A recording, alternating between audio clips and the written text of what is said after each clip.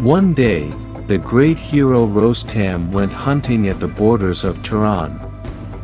After hunting, he slept, and his loyal horse, Rakhsh, grazed. The horsemen of Turan ambushed and abducted the steed, leaving no traces of themselves except footprints. Rostam woke and found his horse missing. He followed the footprints to the city of Sistan. On his arrival, the leaders and notables of the city came out to receive him. Rostam threatened them with massacre and bloodshed if they did not return his favorite horse.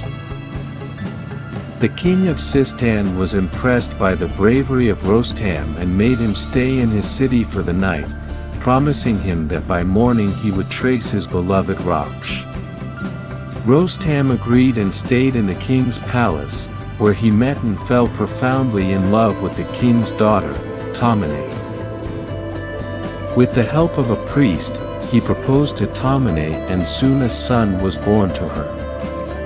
Rostam gave her a valuable pendant as a present and demanded that if the child were a girl, she should wear it in her hair, and if a boy, the child should tie it to his arm.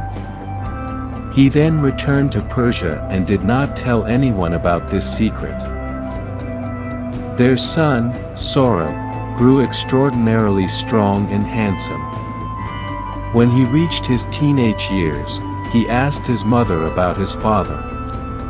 Tahmineh told him the truth regarding Rostam and gave him the pendant. She warned him not to disclose his identity to their enemy, Afrasiab, the king of Turan.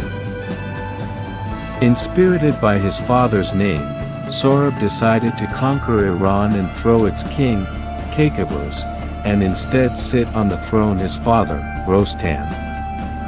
He then planned to throw Afrasiab out of Turan.